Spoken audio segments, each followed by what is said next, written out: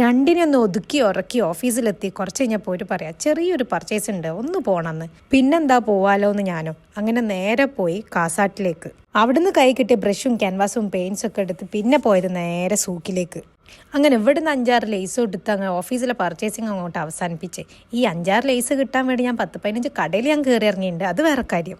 Purchasing ഒക്കെ അവസാനിപ്പിച്ച് നേരെ വീട്ടിലേക്ക് പോയപ്പോൾ രണ്ടാളിരുന്ന് കാർട്ടൂണൊക്കെ കണ്ട് രസിച്ച് ചിരിക്കുന്നു. കാർട്ടൂണൊക്കെ കണ്ടു കഴിഞ്ഞതിന് ശേഷമാണ് ഞാൻ വന്നത് തന്നെ അറിഞ്ഞത്. പിന്നെ ഓരോല്ലോ കുറച്ചു നേരം കൊഞ്ചിച്ച് ഓരോ കൂടെ കുറച്ചു നേരം കാർട്ടൂണൊക്കെ കണ്ട് നേരെ പോയി കിച്ചണിലേക്ക് എന്താ കഴിക്കാനുള്ളതെന്ന് നോക്കുമ്പോൾ ഒരു ഫലാഫില്. അങ്ങനെ ഫലാഫിലും കഴിച്ചിതാ ഞാൻ പിന്നെയും ഹോളിൽ വന്നിരുന്നപ്പോൾ രണ്ടാളും എന്നെ വിട്ട് പോകുന്നില്ല. ഞാൻ പിന്നെയും പോകുമെന്ന് വിചാരിച്ചിട്ട് എൻ്റെ കാലും പിടിച്ചിരിക്കുന്ന. എൻ്റെ മക്കൾക്ക് എത്രയൊക്കെ ടോയ്സ് ഉണ്ടെങ്കിലും അവർക്ക് ഇഷ്ടപ്പെട്ടത് ഈ 2 റിമോട്ടുകളാണ്.